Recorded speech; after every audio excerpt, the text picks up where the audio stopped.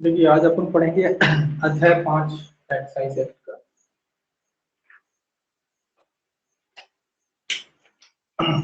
अध्याय 5 आबकारी अधिनियम का जो शुल्क और फीस से संबंधित है वो।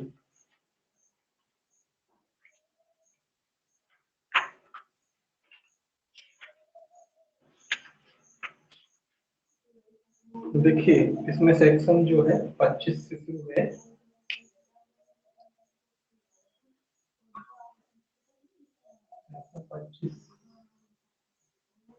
तो थोड़ा सा पढ़ना है, बस धाराएं याद रखनी है। इसमें आबकारी कर युक्त वस्तुओं के बारे में पता है, कौन सी वस्तुएं जिन पर शुल्क लिया जा सकता है। तो आबकारी कर युक्त वस्तुओं पर शुल्क विभाग की नीति सरकार आबकारी कर युक्त वस्तुओं पे शुल्क के बारे में ये है। तो इसका पहला क्लॉज देखते हैं अपन। पहला क्लॉज क्या कहता है?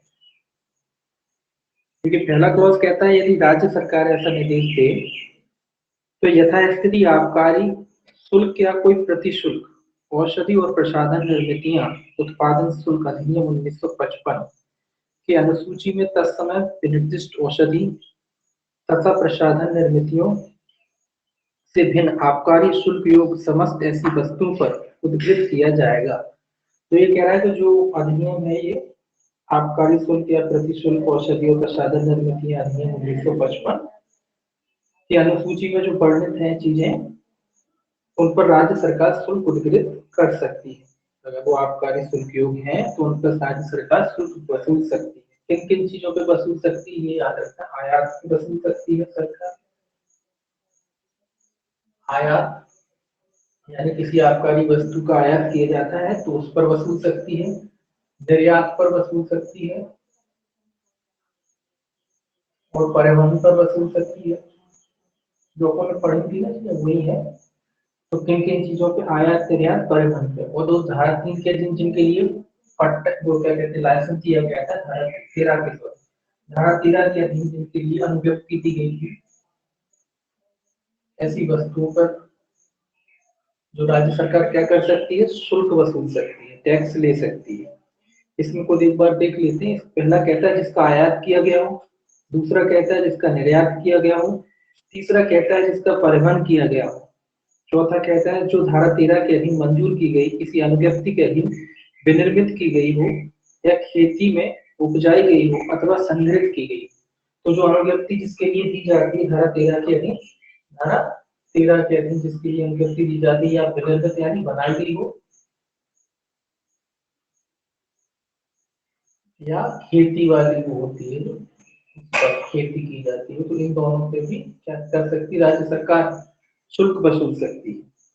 अगला कहता है जो इस अधिनियम के अधीन स्थापित की गई किसी आश्वनी में या इस अधिनियम के अधीन अनुज्ञप्त की गई किसी आश्वनी या मध्य निर्माणशाला में विनिर्मित की गई वो जो डिस्टिलरियां वगैरह होती हैं उन पर भी सरकार चाहे तो शुल्क वसूल सकती है। तो काय काय पे वसूल सकती है सरकार? आयात करने पे वसूल सकती है, निर्यात पे वसूल सकती है, परिवहन पे वसूल सकती है और जिनके लिए धारा 13 में अनुज्ञप्ति दी जाती है उन सारी वस्तुओं पे राज्य सरकार चाहे तो शुल्क वसूल सकती है। इसके अलावा मध्य निर्माणशाला है और जो डिस्टिलरी वगैरह कहते हैं जिससे उन पर भी राज्य सरकार चाहे तो शुल्क वसूल सकती है। बस इतना याद रखना है। कुछ इसको ज्यादा वो नहीं पढ़ना, सेक्शन याद रखना है ना। तो सेक्शन पूछा जाता है तो सेक्शन याद रखना है, ये तो कॉमन बात है।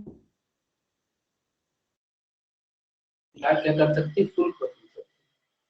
परंतु लिखा है कि परंतु क्या कहता है? छूट की बात कह रहा है। परंतु कहता है राज्य सरकार के लिए यह विधिपूर्ण होगा कि वह आबकारी शुल्क योग किसी भी वस्तु को किसी ऐसे शुल्क से जिसके लिए वह इस अधिनियम के अधीन दायित्व दी हो छूट दे। तो राज्य सरकार क्या दे सकती है? छूट दे सकती है। ऊपर ये टैक्स की बात कर रहा है, टैक्स ले सकती है, छूट ले सकती है। लेकिन अगर राज्य सरकार चाहती है किसी वस्तु पर छूट देना, किसी आबकारी योग वस्तु जो होती है उस पर छूट देना चाहती है तो राज्य सरकार उस पर छूट दे सकती है। तो ये राज्य सरकार की शक्ति को कोई प्रभाव नहीं डालता। अगर राज्य सरकार चाहे तो किसी भी चीज से हालांकि मान लो आयात से छूट देना चाहती है तो उसमें दे सकती है, निर्यात में देना चाहे उसमें दे सकती है ना। ये पट्टे खेती बाड़ी में अगर हमें अपने आगे पढ़ा था सरकार छूट देती थी कुछ मामलों में, तो वहां अगर देना चाहे तो वहां भी छूट दे सकती है। तो राज्य सरकार अगर छूट देना चाहे छूट दे सकती है ना। शुल्क वसूलेगी, लेकिन अगर राज्य सरकार को लगता है कि किसी विशेष मामले में छूट देना उचित है तो वो छूट दे सकती है। अगर आप आबकारी वस्तु पे राज्य सरकार उपयुक्त समझती है। लेकिन दूसरा क्या कहता है इसका क्लॉज, दूसरा क्लॉज कहता है उपधारा 1 के अधीन शुल्क का अधिरोपण कैसे किया जाएगा। अब ये कहता है अधिरोपण कैसे किया जाएगा, जब मतलब तो राज्य सरकार जो शुल्क लगाती है वो किस प्रकार से लगाएगी। राज्य सरकार शुल्क जो है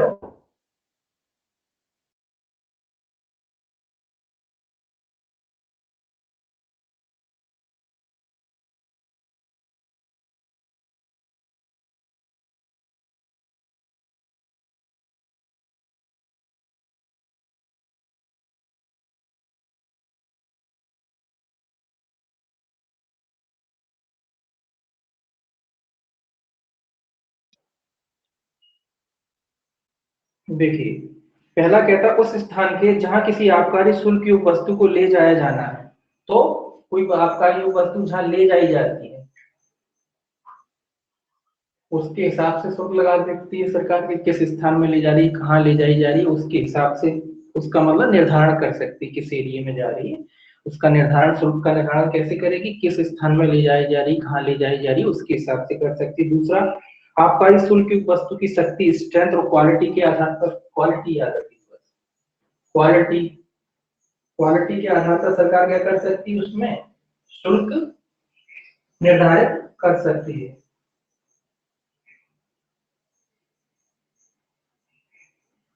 कहाँ पढ़ रहे थे, दूसरा क्वालिटी के आधार पर, क्वालिटी के आधार पर सरकार क्या कर सकती है, शुल्क निर्धारित कर सकती है।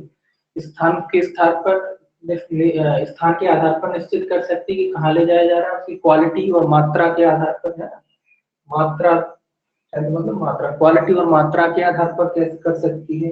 अगला कहता है तीसरा, आबकारी शुल्क योग वस्तु का विभिन्न प्रयोजनों के लिए उपयोग के अनुसार विभिन्न दरों से किया जा सकेगा, मतलब प्रयोजन के हिसाब से, क्यों किस प्रयोजन से उपयोग की जा रही है उसके आधार पर आबकारी शुल्क निश्चित कर सकती है सरकार। तीसरा, ऐसे सिद्धांतों पर जो विहित किए जाए आधारित आबकारी शुल्क योग वस्तुओं के मूल्य पर। तो ये कह रहा है जैसे भी सिद्धांत बनाया जाए उनके आधार पर या विहित मूल्यों के आधार पर, शुल्क योग वस्तुओं के मूल्य के आधार पर जो विहित किए जाए, तो इन आधारों पर सरकार क्या कर सकती है, जो टैक्स है वो निर्धारित कर सकती है, मतलब किस पे कितना टैक्स होगा, है ना। अलग अलग आबकारी वस्तुओं को द्रव्य होते हैं उन पर सरकार इस हिसाब से तय करती है ना। हाँ, ले जाने की किस स्थान पे ले जाया जा रहा है, किस क्वालिटी और किस मात्रा की है शराब, शराब की भी क्वालिटी होती है, जो आबकारी मादक द्रव्य होते हैं उनकी अलग अलग क्वालिटी होती है, उनकी अलग अलग मात्रा, कितनी मात्रा में ले जाया जा रहा है, इसके आधार पर उसका क्या प्रयोजन है, किस प्रयोजन के लिए ले जाया जा रहा है ना, उसके हिसाब से, या अन्य कोई जो विहित कारण किए जाए मूल्य के आधार पर, उसके आधार पर सरकार क्या कर सकती है, टैक्स का निर्धारण कर सकती है। ये है आपका सेक्शन 25 का तत्व 2। तीसरा देखिए, इसमें तीसरा भी है, तीसरा क्या कहता है, तीसरा कहता है उपधारा 1 में अंतर्विष्ट किसी बात के होते हुए भी कोई भी शुल्क किसी भी वस्तु पर उपधारा 1 के अधीन अधिरोपित नहीं किया जाएगा जिसका भारत में आयात किया गया हो, और जो ऐसे आयात किए जाने पर सी कस्टम एक्ट 1878 या इंडियन टैरिफ एक्ट 1894 के अधीन शुल्क के दायरे में नहीं थी। ये याद रखना है, ये वाली बात याद रखना, ये पूछ ली जाती है। ये क्या कह रहा है कि ये तो टैक्स कैसे वसूलेगी, किस क्वालिटी के आधार पर वसूलेगी, ये बता दिया। ये कह रहा है कि अगर कोई एक्ट जो भारत के बाहर से क्या किया जाता है, आयात किया जाता है, मंगाया जाता है ना, भारत की बाहर से मंगाया जाता है, आयात होता है यानी विदेश से आता है, तो उस पर टैक्स नहीं वसूल सकती अगर वो पहले से क्या है, जो जो कस्टम एक्ट होता है, कस्टम एक्ट की बात कर रहा है कि कस्टम एक्ट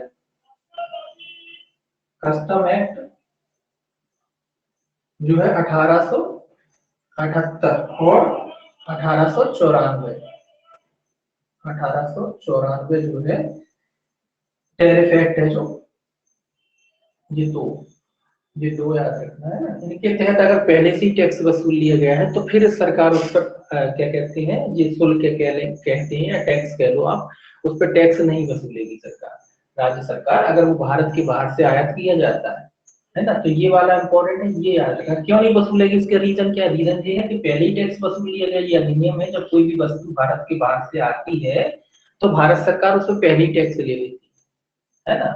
कोई चीज भारत के बाहर से आती है तो भारत सरकार पहले ही टैक्स ले लेती है, और उस पर टैक्स कितना होता है आपको पता है? भारत से बाहर जो चीज आती है उस पर 100% टैक्स होता है।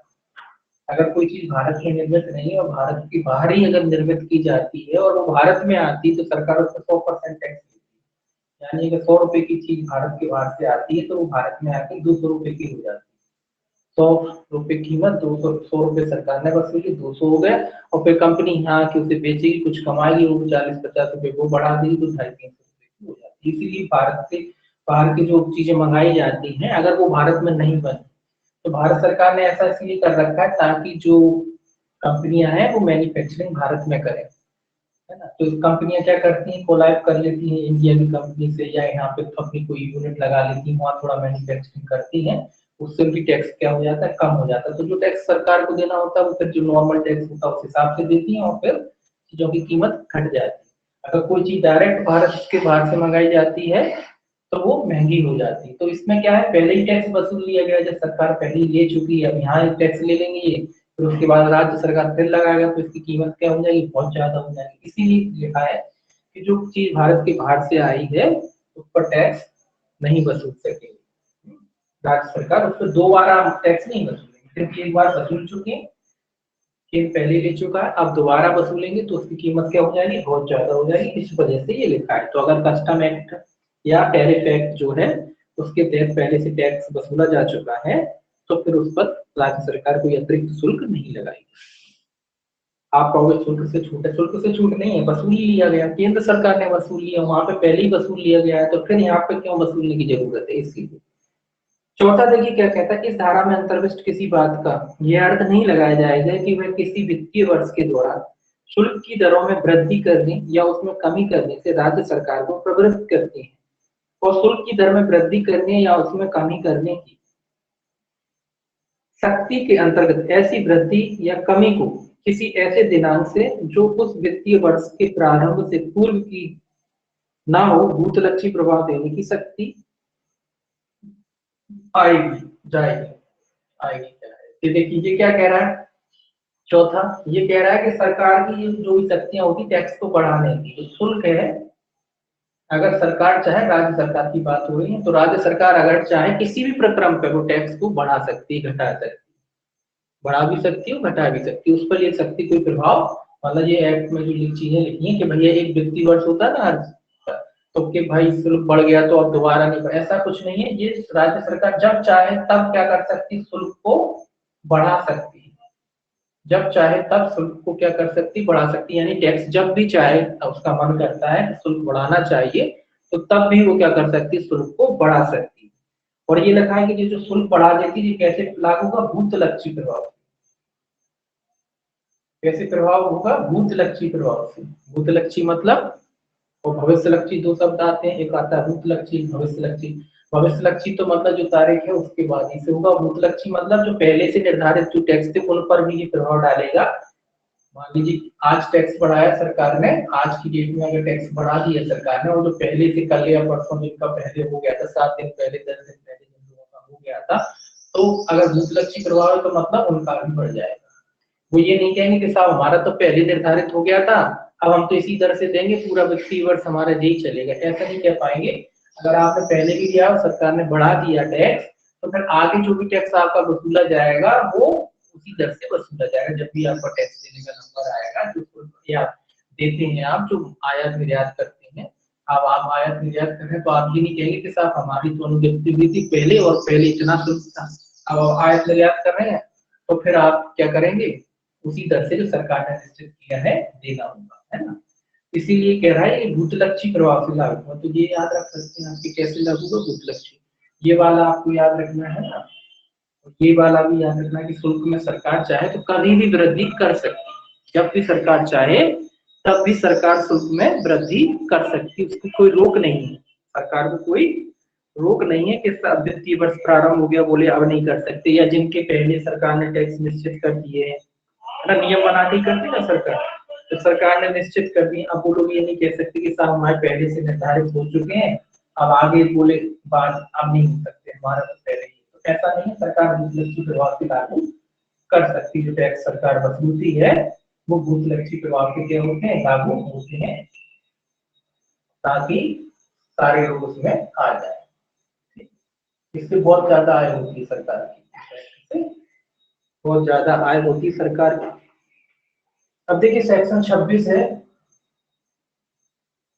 सेक्शन 26 क्या कहता है? सेक्शन 26 कहता है ऐसा शुल्क उद्ग्रहण करने की रीति, कैसे वसूला जाएगा जी टैक्स, उसके बारे में कहता है। शुल्क कैसे वसूला जाएगा? अब शुल्क तो निर्धारित हो गया, निर्धारण के बाद उसका वसूली भी जरूरी है, तो वसूली है ये कैसे की जाएगी, कैसे की जाएगी वसूली? कोई टैक्स आपने निर्धारित कर दिया वो तो ठीक है, लेकिन अब वसूली कैसे करेंगे जी? कहता है 10 धारा 26 ऐसे शुल्क उद्ग्रहण करने की रीति या वसूली की तरीके हैं, रीति कह लीजिए, तरीका, किस तरीके से वसूली जाएगी, तो क्या तरीका होगा वो इस धारा 26 में बताया गया। पहले टैक्स लगा दिया और उसका फिर रीति बता दी, जो वसूली है उसकी रीति कैसे वसूले। देखिए इसका क्या कहता है, ये कहता है समय स्थान तथा रीति को विनियमित करने वाले ऐसे नियमों के अधीन रहते हुए जिन्हें की राज्य सरकार विहित करे, ऐसा आबकारी शुल्क आबकारी कर योग्य वस्तु की ऐसी मात्रा पर अनुपातिक रूप में उद्गृहित किया जाएगा जो कि आयात की गई हो, निर्यात की गई हो, परिवहन की गई हो, संग्रहित की गई हो या किसी डिस्टिलरी, ब्रूअरी या भंडागार में जिसका निर्माण किया गया हो उसमें दी गई। ये क्या कह रहा है कि जो भी आबकारी कर योग्य वस्तु होती है, जो भी सरकार ने नियम बनाए गए हैं, जो सरकार नियम बनाती है उन नियमों के अधीन रहते हुए सरकार क्या कर सकती है, उसकी मात्रा के अनुसार, अनुपातिक जो भी मात्रा है अनुपात के अनुसार से, अनुपात के अनुसार से या मात्रा के अनुसार से वसूल सकती है। चाहे वो जैसे आपने पढ़ा था ना, चाहे आयात की गई हो, चाहे वो निर्यात की गई हो, परिवहन किया गया हो उसका, या डिस्टिलरी, ब्रूअरी होते हैं जो बनाई जाती है ना शराब, या बियर हाउस होते हैं जहाँ शराब रखी जाती है। शराब मतलब मादक द्रव्य, शराब कोई पर्टिकुलर चीज हो जाती है, मादक द्रव्य में सब आते हैं। तो मादक द्रव्य जो है बनाया जाता है, उसका विनिर्माण किया जाता है, उसके आधार पर कि कितनी मात्रा में बनाया गया है ना, कैसा बनाया गया, वो सारे मात्राओं के आधार पर सरकार क्या कर सकती है, शुल्क निश्चित कर सकती है और उसके अनुसार बदल सकती है, मतलब वसूल सकती है। परंतु कहता है, परंतु क्या है, तो सरकार कैसे वसूलेगी? अनुपातिक भाग से। याद रखना कैसे वसूलेगी? अनुपातिक भाग से। कितने अनुपात में आप बन रहा है, कितनी जो मात्रा होती है उसका अनुपात निकाला जाएगा, कितना बनाया। अनुपात का मतलब क्या है कि जैसा टैक्स निर्धारित किया है ना, जो मात्रा है उसमें से सरकार ने जो टैक्स निश्चित किया है ना, 30%, 40%, 50%, जो भी सरकार ने करा है उसका अनुपात निकाला जाएगा कि आपने इतनी क्वांटिटी में बनाया है तो आपका इतना इतना शुल्क बनता है ना। मैथमेटिकली वाली बात है कि ये अनुपातिक मतलब जितना मात्रा में बनाया, मान लो 1000 आपने वो बनाए हैं, कार्टून बनाए हैं, उसमें एक एक कार्टून में मान लो 10-12 बोतल है, इस तरीके से आपने बनाया, तो सरकार प्रत्येक कार्टून बाई कार्टून क्या करेगी, अनुपात बाई लगा लेगी हिसाब कि कितना टैक्स हुआ, उसके हिसाब से क्या करा जाएगा, आपका वसूला जाएगा। वेयर हाउस में रखने जाते हैं तो कितना आपका माल बचा हुआ है उसके हिसाब से, कितना माल नया आ रहा है ना, पुराना माल वसूलिया, अब नया माल आया तो कितने ट्रक आया उसके हिसाब से, है ना। तो सरकार उसके हिसाब से जो भी अनुपात बैठेगा अपना, उस अनुपात से क्या करेगी सरकार, टैक्स वसूलेगी। परंतु कहता है, परंतु शुल्क पहला है मादक औषधियों पर भांग के पौधे की, ये याद रखना है आपको, पौधे की खेती पर उद्गृहित की गई एकड़वार दर से संग्रहित मात्रा पर प्रभावित की गई दर से। ये क्या कह रहा है, भांग के पौधे की वगैरह खेती वगैरह वाली बात आती है, जो खेती वगैरह की हमने पहले पढ़ा था ना, खेती भांग के पौधे की आदि की खेती की बात कह रहा है, तो उस पर कैसे वसूलेगी, ये क्वेश्चन आता है एकड़वार दर से। ये पैमाना होता है जमीन को नापने का, एकड़ बीघा, है ना। एकड़वारी दर से क्या करेगी सरकार, और हर जिले में अलग अलग बीघा होता है, मतलब हर जिले का बीघा छोटा बड़ा हो सकता है ना। एकड़वारी दर से क्या कर सकती है, वसूल सकती है। एकड़वारी दर से क्या करेगी सरकार, जिसकी खेती की जाती है एकड़वार दर से क्या करी जाएगी, उस पर वसूली जाएगी। मादक औषधियों की या भांग के पौधे की जो खेती की जाती है उस पर टैक्स कैसे वसूलेगी सरकार, एकड़वारी दर से, ये याद रखना। दूसरा कहता है, दूसरा कहता है इस अधिनियम के अधीन स्थापित किसी डिस्टिलरी या अनुज्ञप्त किसी डिस्टिलरी या ब्रूअरी में निर्मित स्पिरिट या बियर, ये किस तरीके से वसूला जाएगा। पहला है इसका पहला क्या था, उपयोग में लाई गई सामग्रियों की मात्रा संग्रहित किए गए तुल्यांकों के ऐसे मान के अनुसार या यथास्थिति वास या वर्ट की तीक्ष्णता की मात्रा के अनुसार जैसा कि राज्य सरकार भेद करे, या दूसरा उपयोग में लाई गई सामग्रियों पर प्रत्यक्ष प्रभावित की गई दर से। ये क्या कह रहा है कि अब जो बनाई जाती है शराब वगैरह, तो उन पर कैसे निश्चित करेगा सरकार, उसकी यथास्थिति वास्तव की तीक्ष्णता की मात्रा के अनुसार उपयोग में लाई गई सामग्री, ये याद रखिए, उपयोग में लाई गई सामग्री मतलब कि किस चीज से बनाया जा रहा है, हर चीज कई चीजों से बनती है ना, तो किस चीज से बनाया जा रहा है, वो जिस चीज से बना रहे हैं उसकी क्या क्वालिटी है, उन सारी चीजों के आधार पर सरकार क्या करेगी, वो टैक्स वसूल सकती। उपयोग में लाई गई सामग्री, जो सामग्री वगैरह होती है किस चीज से बनाई जा रही है ना, उसमें कितना खर्चा आ रहा है, वो सारी चीजों को क्वालिटी की मात्रा वगैरह इन आधारों पर सरकार क्या करेगी, टैक्स निर्धारित करेगी। किस मात्रा का है, किस सामग्री से बनाया जा रहा है, कैसे बनाया जा रहा है, उन सारी चीजों को ध्यान में रखते हुए क्या करेगी, शुल्क का निर्धारण करेगी। ठीक है, अब देखिए इसका तीसरा भी है सी। तीसरा कहता है ताड़ी पर प्रत्येक ऐसे वृक्ष पर जिससे ताड़ी निकाली जाए कर द्वारा उद्धृत किया जाएगा, ये वाला याद रखना। ये जो ताड़ी के वृक्ष है ये वाला पूछा जाता है और खेती वाला पूछा जाता है ना। तो ये तो आप जानते हैं क्वालिटी के आधार पर, उनकी मात्रा के आधार पर कि कौन सी किस मात्रा का किस चीज से ये बनाई जा रही है, उसके आधार पर क्या करेगी सरकार, टैक्स लगाएगी, टैक्स वसूलेगी। ताड़ी पर जो टैक्स वसूला जाता है वो कह रहा है कैसे वसूला जाएगा, हालांकि कभी ताड़ी को छूट भी दे सकती है, वो तो अपने पढ़ी है कि सरकार चाहे तो ताड़ी पे बनाने से छूट दे सकती है किसी इलाके विशेष में, है ना। तो ताड़ी पे कैसे, वृक्ष वाइज, वृक्ष के हिसाब से जो ताड़ी निकाली जाती है, प्रत्येक वृक्ष के हिसाब से, मतलब जितने वृक्ष होंगे उसके हिसाब से, प्रत्येक वृक्ष के हिसाब से क्या करेगा, शुल्क निर्धारित करेगी।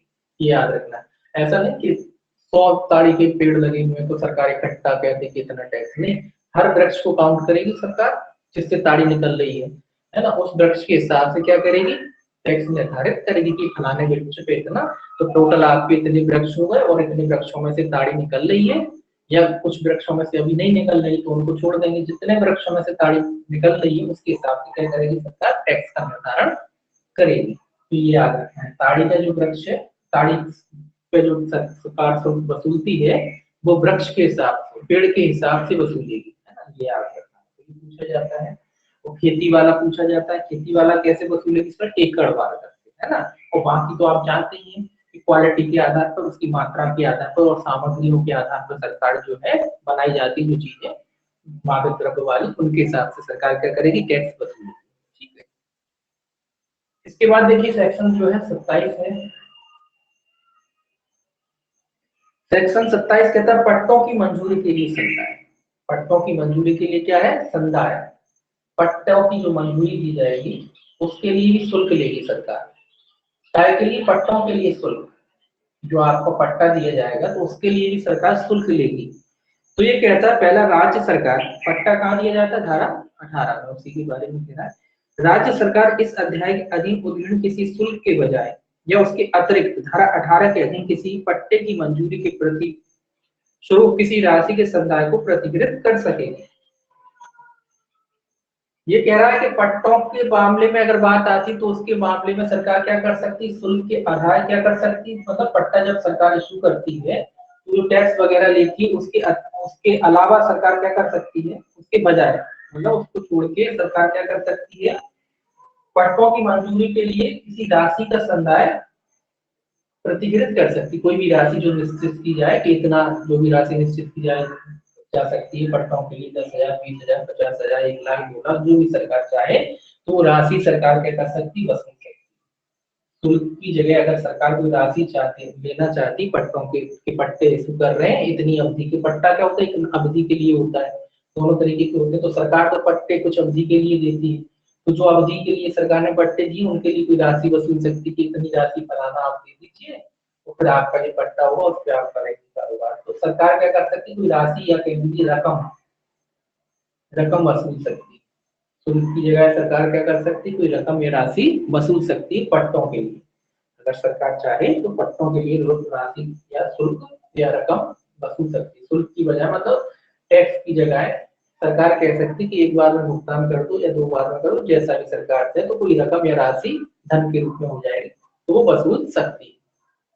दूसरा देखिए क्या कहता है इसका, दूसरा कहता है उपधारा 1 में अंतर्विष्ट किसी बात का यह अर्थ नहीं लगाया जाएगा कि वह राज्य सरकार को धारा 18 के अधीन पट्टा अनुदान के प्रतिफल स्वरूप प्राप्त की गई राशि में किसी वित्तीय वर्ष के दौरान या किसी अनुज्ञप्ति के चालू रहने के दौरान वृद्धि या कमी करने से प्रभावित करती है, और राशि में वृद्धि या कमी करने की शक्ति के अंतर्गत ऐसी वृद्धि या कमी को ऐसी तारीख से जो वित्तीय वर्ष के प्रारंभ से पूर्व की ना हो भूत लक्ष्य प्रभाव देने की शक्ति। ये सेम जो बात ऊपर थी वही बात ये कह रहा है कि एक बार पट्टा दे दिया सरकार ने तो ऐसा नहीं है कोई राशि सरकार ने ले ली, मान लीजिए कोई पट्टा दिया 10,000 रुपए में सरकार ने, तो ऐसा नहीं है कि अब सरकार उस पट्टे की राशि में वृद्धि ना कर सके। कोई भी वित्तीय वर्ष है तो सरकार बीच में भी चाहे कि साहब आपसे 10,000 वसूले थे, हम उसकी बोले हम उसकी 2,000 रुपए और बढ़ा रहे हैं, तो जैसा सरकार चाहे वैसा बढ़ा सकती है ना, वित्तीय वर्ष के बीच में भी बढ़ा सकती है। और वो भी कैसे लागू होगा, भूत लक्ष्य प्रभाव से लागू होगा। पट्टों के लिए अगर सरकार जो राशि वसूली है या जो रकम वसूली है उसमें सरकार वृद्धि कर सकती है, वृद्धि की बात कर रहा है। और ये वृद्धि कैसे होगी, भूत लक्ष्य, है ना। तो सरकार जब चाहे वो क्या कर सकती है, वृद्धि कर सकती है। तो कॉमन बात हो रही है ना, ये आपने देखा। तो सरकार जब चाहे तब वृद्धि कर सकती है। ये आपका 27 है ना। तो जो पट्टों के बारे में ये भी सेक्शन पूछा जाता है, सेक्शन ये है पट्टों के बारे में जो है शुल्क उद्धरण की बात कह रहा है। पट्टों की मंजूरी के लिए समुदाय जो है कैसे किया जाएगा, तो 27 में बताया गया। 27 ए और संविधान के प्रारंभ होने पर उद्धृत किए जाने वाले शुल्कों के लिए ब्याज। सेक्शन 27 ए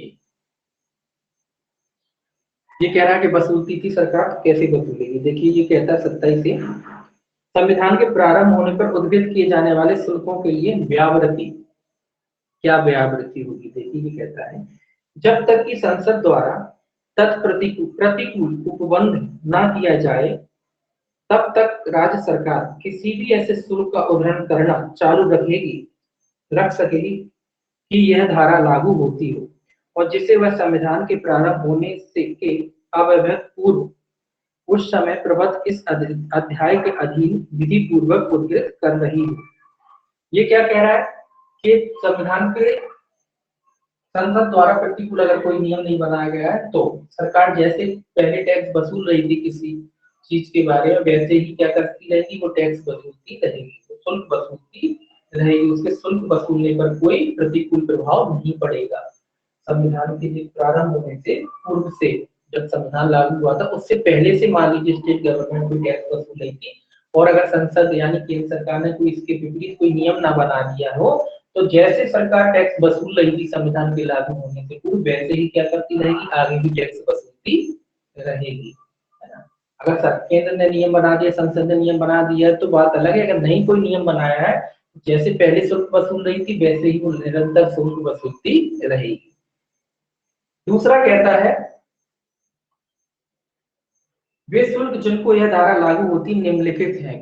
अभी बता रहा है कि किन किन शुल्कों पर ये धारा लागू होती है। पहला कह रहा है उन मादक द्रव्यों पर जो इस अधिनियम के अर्थ के अंतर्गत आबकारी कर योग वस्तु में नहीं है कोई भी शुल्क। ये किन पर लागू होगा, जो आबकारी कर योग वस्तु नहीं है, याद रखना, आबकारी कर योग वस्तु नहीं है, ठीक है। दूसरा क्या कह रहा है, हाँ देखो, तो वस्तु नहीं है कोई भी शुल्क, तो ऐसी वस्तुएं जो आबकारी कर योग वस्तुएं नहीं थी और सरकार राज्य सरकार उन पे वसूल रही थी कर, तो वो निरंतर उन पे कर वसूल सकती है। ये कौन से मामले में लागू होगा, जो वस्तुएं आबकारी कर योग वस्तुएं नहीं थी फिर भी राज्य सरकार चूंकि संविधान लागू नहीं था उससे पूर्व से वसूल रही थी तो उन पर वसूल सकती है।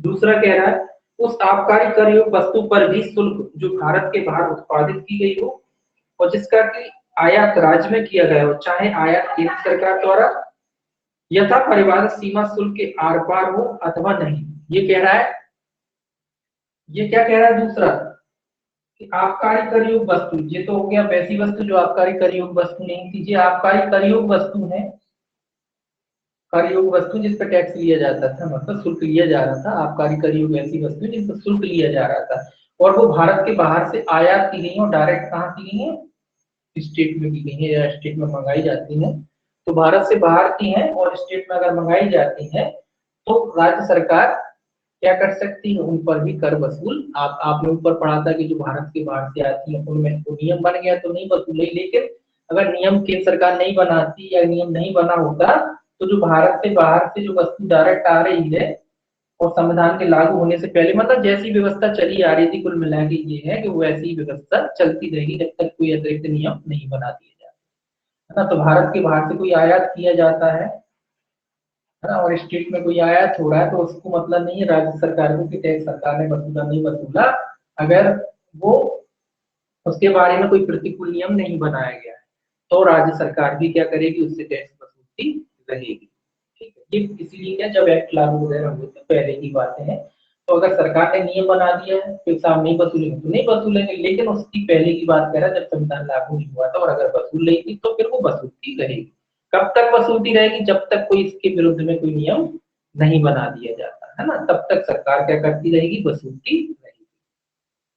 तीसरा देखिए इसका क्या कहता है, तीसरा क्लॉज, तीसरा कहता है इस धारा की कोई भी बात राज्य सरकार द्वारा किसी भी शुल्क के ऐसे उद्दीपन को प्राधिकृत नहीं करेगी जो राज्य में विनिर्मित या उत्पादित न किए गए माल के तथा इस प्रकार विनिर्मित या उत्पादित न किए गए वैसे ही माल के बीच पूर्ववर्ती माल के पक्ष में विभेद करता हो, या जो राज्य के बाहर विनिर्मित या उत्पादित किए गए माल के मामले में एक स्थान में विनिर्मित उत्पादित किए गए माल के तथा किसी अन्य स्थान में विनिर्मित उत्पादित किए गए वैसे ही माल के बीच विभेद करता हो। ये कह रहा है कि जो राज्य सरकार टैक्स वगैरह वसूलेगी उसमें विभेद नहीं करेगी, मतलब अंतर नहीं करेगी कि एक ही क्वालिटी का माल मान लीजिए किसी अदर जगह से आ रहा है या कोई दूसरी जगह पे बना और एक उसी क्वालिटी का माल मान लीजिए अपने स्टेट में बना, तो सरकार ऐसा नहीं कर सकती कि यहाँ ज्यादा वसूले यहाँ कम वसूले, इस तरीके से नहीं करेगी, उसमें कोई विभेद नहीं करेगी। सरकार क्या करेगी, टैक्स की जो भी मात्रा समान रूप से क्या करेगी,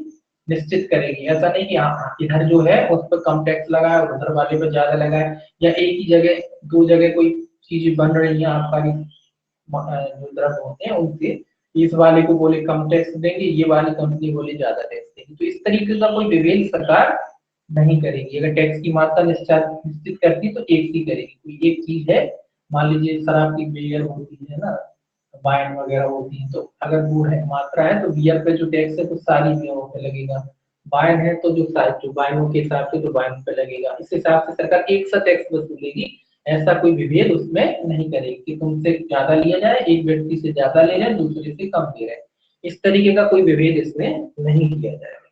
तो ये आपका अध्याय हो जाता है 5। ठीक है, इसको पढ़ लेना है थोड़ा सा, दो तीन बातें हैं, सेक्शन इसके सारे इंपॉर्टेंट है ना, सेक्शन याद रखना है, पूछे जाते हैं आबकारी। और आबकारी अधिनियम भी ढंग से इसलिए पढ़ना है कि पुराना एक्ट है, पुराना एक्ट मतलब पहले एडीपीओ में रह चुका है, और रह चुका नहीं, जब से एडीपीओ हो रही तब से ही है ना। तो बच्चों जो पुराने बच्चे होते हैं या जो लोग जानते हैं एडीपीओ हैं वो लोगों ने तो पहले ही पढ़ा है, तो इन एक्टों को आपको बिल्कुल नहीं छोड़ना जो पुराने हैं, जो पहले आपके एक्टों में शामिल थे, क्योंकि इनकी तैयारी तो बच्चों की अच्छी होगी। तो इनमें अंदर से भी क्वेश्चन बनते हैं, सेक्शन वाइज भी बनते हैं, और ज्यादा क्वेश्चन इन्हीं से बनेंगे, है ना, क्योंकि बड़े भी हैं और अंदर थोड़ा मटेरियल भी है इनमें। और बाकी जो छोटे छोटे एक्ट हैं जो अपने 5-10 धारा वाले पढ़े उनमें ज्यादा कुछ खास है नहीं, तो उनमें तो सेक्शन कर लेंगे, थोड़ा बहुत दिक्कत चीजें निकलती हैं तो, लेकिन इनमें अंदर भी काफी चीजें हैं जो आपको याद भी रखनी है और सेक्शन भी पढ़ने हैं, तो इनको ढंग से पढ़ेंगे। अब देखिए अध्याय 6, इसी को 6 कर देते हैं। अध्याय 6, अध्याय 6 है अनुज्ञप्ति, अनुज्ञा पत्र तथा पास से संबंधित। काय से संबंधित है, अनुज्ञप्तियों से, अनुज्ञा पत्र से, काय से संबंधित, अनुज्ञप्तियों से संबंधित है, अनुज्ञा पत्र जो या पास से संबंधित है। तो इसमें सेक्शन 28 से शुरू होता है, जी 28 धारा से शुरू होता है। धारा 28 क्या कहती है, अनुज्ञप्ति आदि का प्रारूप और सत्य, प्रारूप लिखा रहता है, प्रारूप और सत्य मतलब कैसे प्रारूप में होगा, किस प्रारूप में होगा, उसका फॉर्मेट क्या होगा, उसके बारे में कहता है कि अनुज्ञप्ति का जो प्रारूप है या उसका जो फॉर्मेट है वो कैसा होगा। देखिए पहला कहता है इस अधिनियम के अधीन जारी किया गया प्रत्येक अनुज्ञा पत्र या पास या मंजूर की गई अनुज्ञप्ति ऐसी फीस का संदाय किए जाने पर ऐसी कालावधि के लिए ऐसे निर्बंधनों यानी निर्बंधनों तथा शर्तों के अधीन रहते हुए जारी या मंजूर की जाएगी और उसका प्रारूप ऐसा होगा और उसमें ऐसी विशिष्टियां अंतर्विष्ट होंगी जैसी कि विहित किया जाए। विहित किया जाए मतलब जैसा सरकार निर्धारित करे वैसा। तो ये कह रहा है कि जो भी लाइसेंस आपको दिया जाएगा, अनुमति, जो भी अनुज्ञा पत्र को, अनुमति पत्र को अनुज्ञा पत्र भी कहते हैं, तो जो अनुमति आपको दी जाएगी, जो अनुज्ञा पत्र आपको दिया जाएगा, वो कैसे दिया जाएगा? फीस के संदाय के साथ। ये याद रखना, काय के बगैर फीस के नहीं दिया जाएगा, शुल्क देना पड़ेगा उसके लिए, आपको फीस देना पड़ेगी जो भी राज्य सरकार ने निश्चित की गई है। उस फीस के द्वारा अगर आप फीस देते हैं तो फिर अनुमति आपको दी जाएगी, अनुज्ञा पत्र आपको दिया जाएगा। फीस के साथ साथ केवल फीस से ही काम नहीं चलेगा, जो भी शर्तें वगैरह सरकार ने लगाई हैं वो शर्तों के अनुसार फीस तो देनी ही पड़ेगी। तो ये याद रखना है, काय के अनुसार अनुज्ञप्ति दी जाती है, फीस बगैर फीस के नहीं। फीस देगी सरकार तब आपको अनुज्ञप्ति देगी, अनुज्ञा देगी, अनुमति देगी। और उस अनुमति के साथ साथ सरकार क्या लगा सकती है? शर्तें भी लगा सकती है कि भाई ये शर्तें हैं, इन शर्तों के अधीन आप क्या करेंगे? इस अनुज्ञप्ति का पालन करेंगे। शर्तों की अवहेलना करेंगे तो आपकी अनुज्ञप्ति क्या कर देंगे? निरस्त कर देंगे आगे जाके। तो ये कह रहा है कि अनुज्ञप्ति कैसे दी जाएगी? फीस के साथ। किस प्रारूप में होगी? जो विहित किया जाए। विहित मतलब जैसा भी सरकार बनाए, फॉर्मेट देती है सरकार की, इस फॉर्मेट में आवेदन हुआ, इस फॉर्मेट में अनुमति मिलेगी, तो वो सरकार जो फॉर्मेट बनाती है उस अनुसार। लेकिन इसमें इंपॉर्टेंट क्या है? कैसे होगा? फीस। ये याद रखना है कि जो अनुज्ञप्ति दी जाएगी कैसे दी जाएगी? फीस आएगी, फीस के बिना, फीस के तहत, इस तरीके से क्वेश्चन आता है। तो फीस ये याद रखना है कि इसके लिए क्या दी जाएगी? आपके फीस, आपको फीस देना पड़ेगी तभी आपको अनुज्ञप्ति मिलेगी। दूसरा देखिए क्या कहता है। दूसरा कहता है उपधारा 1 के अधीन विहित की गई शर्तों द्वारा अनुज्ञप्तिधारी से अन्य बातों के साथ साथ यह अपेक्षा की जाती है कि वह उसकी दुकान के लिए निश्चित की गई देसी स्प्रिट या भारत में निर्मित विदेशी मदिरा की न्यूनतम मात्रा विक्रय के लिए उठाए। कम उठाई गई मदिरा की मात्रा पर विहित की गई दर से शास्ति का संदाय करे। देखा, मैंने कहा था ना कल परसों आपसे कि इसमें भी शास्ति लगती है। आपने खोल लिया दुकान तो आपका बिके ना बिके, माल तो उठाना पड़ेगा जितना सरकार ने निश्चित किया है। तो ये क्या रहा है कि आपको फीस दे दी आपने, उसके बाद आपको अनुज्ञप्ति मिल गई और आप उसके लिए ये जो शर्तें हैं सरकार को, शर्तें ये भी एक शर्त रहती है कि जो मात्रा, विहित मात्रा में क्या उठाना पड़ेगा? आपको माल उठाना पड़ेगा विहित मात्रा। माल से मतलब जो आबकारी द्रव्य है उनके बारे में, कि जो भारत में निर्मित की गई शराब होती है। आप कोई दुकान खोलना चाहते हैं, कोई दुकान अगर आपने की है तो वाइन शॉप कहते हैं, अगर आपने की खोली है, तो अगर आपने कोई वाइन शॉप खोली है तो वाइन शॉप की सरकार मात्रा निश्चित करती है कि जो शराब है, चाहे भारत में या वो दोनों शराब हो सकती है, या विदेशी शराब जो भारत में निर्मित की जाती है, या अन्य शराब है, अन्य द्रव्य होते हैं, उनकी एक निश्चित मात्रा सरकार निश्चित कर सकती है कि इतनी मात्रा में आपको हर महीने क्या करना पड़ेगा? सरकार से लेना पड़ेगा। और अगर आप उस मात्रा से कम, इतनी मात्रा सरकार ने निश्चित की, आप इतनी खरीदती हैं, तो इतनी जो मात्रा आप नहीं खरीद रहे हैं सरकार से, जो बची है, जिससे सरकार को नुकसान हुआ, क्योंकि सरकार तो बना रही है, बन रहे हैं, आ रहे हैं उनके वेयर हाउस में, तो क्या होगा? उसके लिए आपसे क्या वसूलेगी सरकार? शास्ति लगा सकती है, उसके पेनल्टी लगाएगी सरकार, और वो उसकी पेनल्टी भी आपको भरनी पड़ेगी। काय की पेनल्टी? जो माल आपने नहीं उठाया उसकी। मान लीजिए सरकार ने हर महीने की आपकी 10 पेटी या 20 पेटी का आपका कर दिया कि आपको हर महीने उठानी है, तो वो आपको उठानी है। अगर आप उसकी 1 पेटी भी कम उठाओगे, उस पर सरकार कहती है कि आप पे शास्ति लगाएगी। सरकार को इससे मतलब नहीं कि आपका माल बिका कि नहीं बिका। और दुकान में और जो काम होते हैं उनमें ऐसा नहीं होता, उनमें तो दुकानदार अपने हिसाब से मंगाता है, जो माल खत्म हो गया उसको मंगाता है, नहीं खत्म हुआ तो नहीं मंगाता है। लेकिन यहाँ ऐसा नहीं, यहाँ तो भैया आपको मंगाना पड़ेगा। अगर आपका खत्म हो या ना हो, आपको मंगाना पड़ेगा हर महीने, चाहे वो आपका बेकार जाए, कुछ भी हो, आपको हर महीने निश्चित मात्रा में माल उठाना पड़ेगा। और अगर नहीं उठाते हैं तो उसके लिए सरकार आपसे शास्ति है। तो इसीलिए तो कहते हैं कि ये सबसे ज्यादा सरकार की कमाई का साधन है। इसमें दुकान चले ना चले उससे कोई कुछ मतलब नहीं, सरकार को टैक्स भरपूर आता है। सरकार टैक्स लेती है, आप अनुज्ञप्ति देती है उस समय लेती है, बनाने के समय लेती है, उसके बाद फिर आप बेच रहे हैं उस समय भी लेती है, और ये भी लेती है कि साहब तुम इतना उठाओगे, मतलब सरकार कहीं लॉस में नहीं जा रही, सरकार इसमें कभी लॉस में नहीं जाती।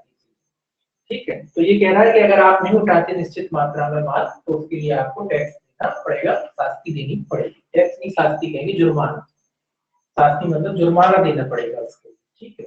तीसरा कहता है उपधारा 1 में अधिकतम या उपधारा 2 में विशिष्टतः प्रगणित किन्हीं शर्तों का व्यतिक्रम या उल्लंघन किया जाने पर विहित की गई दर से शास्ति अनुज्ञप्तिधारी से उद्ग्रणीय और उसे वसूलिए होगी। मैंने बताया था, ये तो सिंपल सी बात है। लास्ट में अगर आप किसी शर्तों का उल्लंघन करते हैं तो क्या कर सकते हैं, आपकी जो थी अनुज्ञप्ति थी, जो आपको अनुज्ञप्ति मिली थी, वो अनुज्ञप्ति को क्या कर सकते हैं, कैंसिल कर देंगे, और जो भी घाटा हुआ उस पर क्या करेगी सरकार, क्या करेगी, शुल्क वसूलेगी, है ना। अगर आप अनुज्ञप्ति की जो शर्तें हैं उसका पालन नहीं करते हैं तो सरकार आपकी अनुज्ञप्ति को क्या करेगी, वापस ले लेगी, खत्म कर देगी, है ना, कैंसिल कर देगी।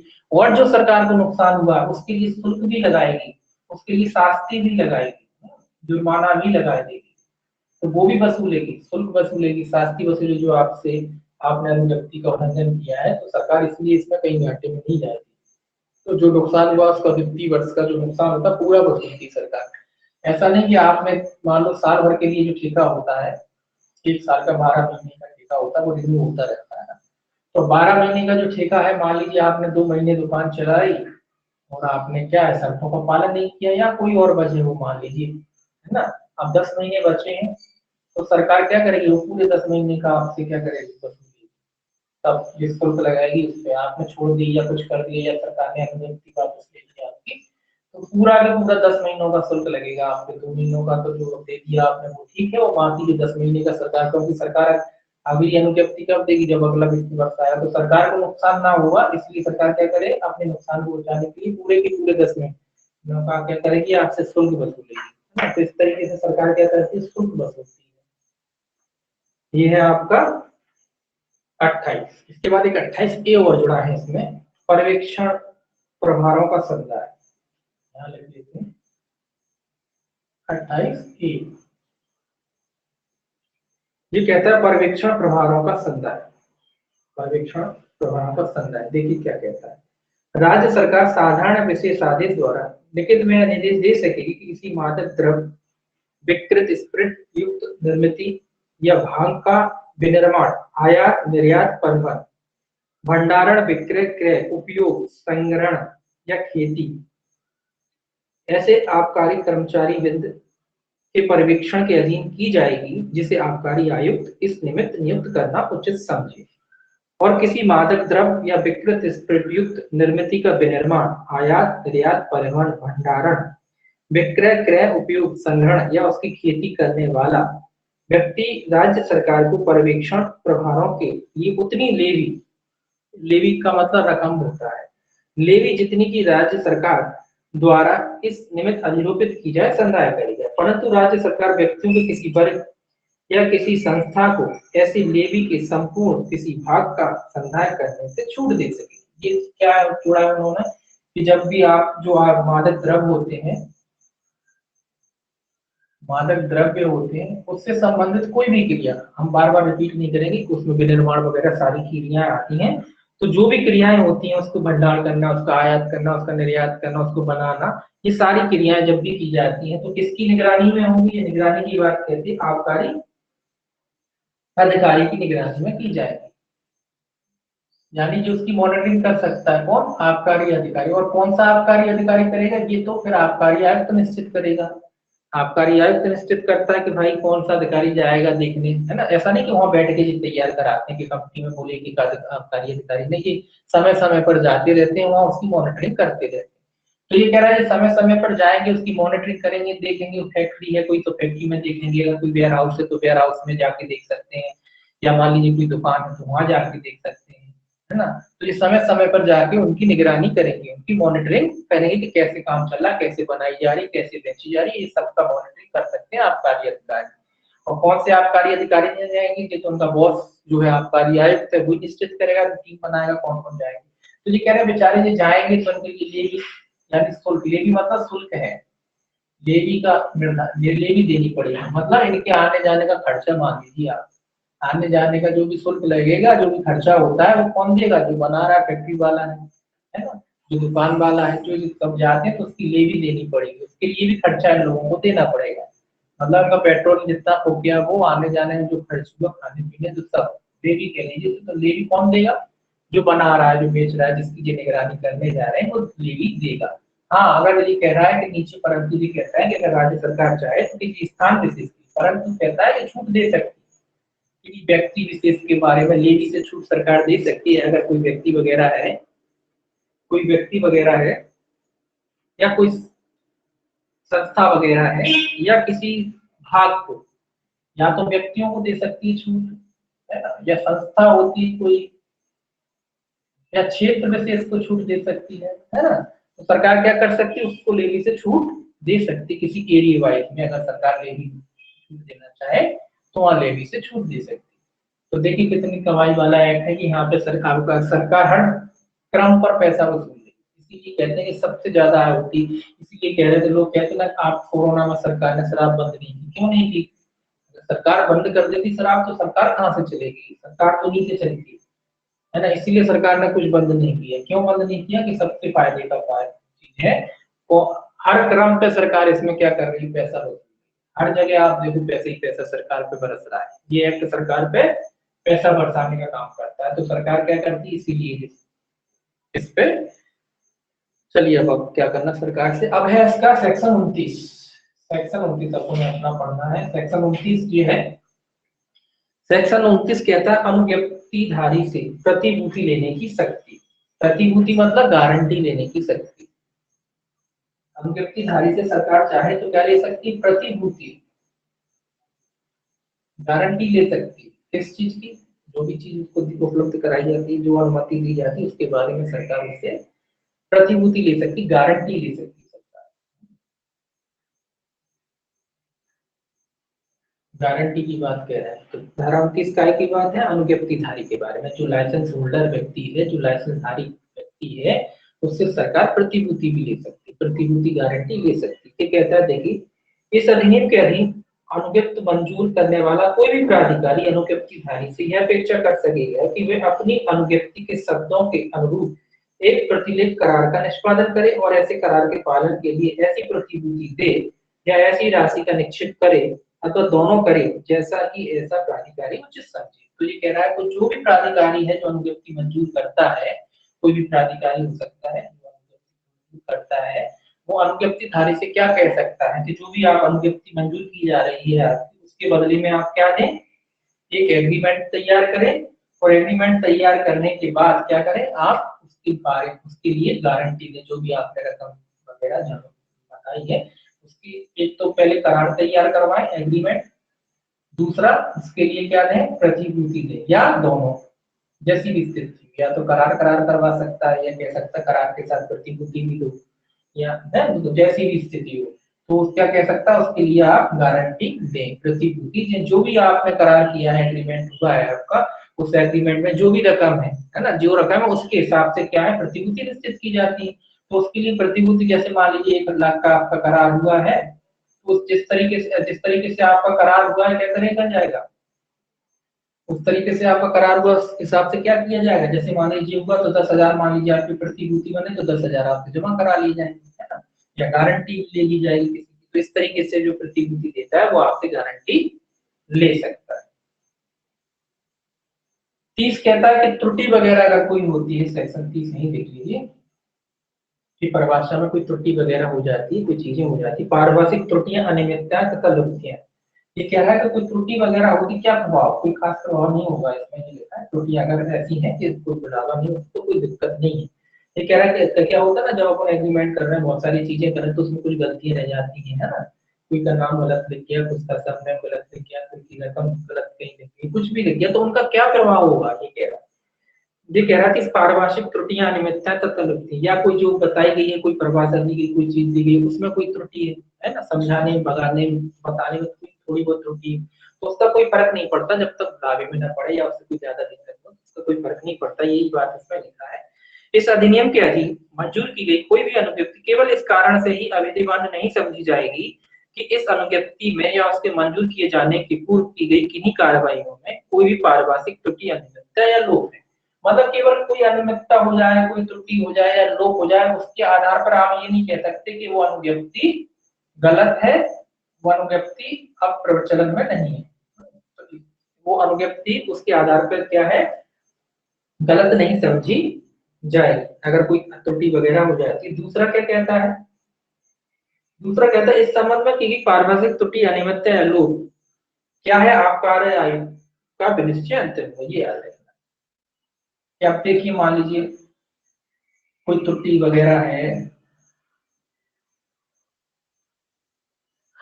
अगर कोई त्रुटि वगैरह है, कोई गलती वगैरह रह जाती है ना, कोई गलती रह जाती है, कोई त्रुटि रह जाती है, तो उसके आधार पर अनुज्ञप्ति तो निरस्त नहीं की जाएगी।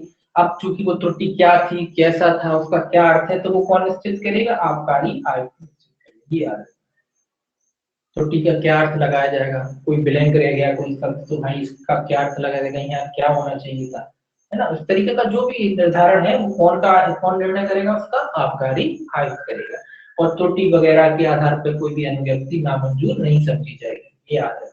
कोई गलती, ये तो वैसे कॉमन ही रहता है कि कोई भी गलती वगैरह हो जाती है उसके आधार पर अनुज्ञप्ति, ऐसा नहीं कि अनुज्ञप्ति कोई बोले या बोले अनुज्ञप्ति ठीक नहीं, अनुज्ञप्ति गलत है, तो कोई भी त्रुटि के आधार पर आपका जो लाइसेंस वगैरह है वो निरस्त नहीं किया जाएगा। हाँ, उसमें जो क्या त्रुटि थी उसका निर्धारण कौन करेगा, आबकारी आयुक्त करेगा। इस बात का निर्धारण कौन करेगा, आबकारी आयुक्त करेगा। ठीक है।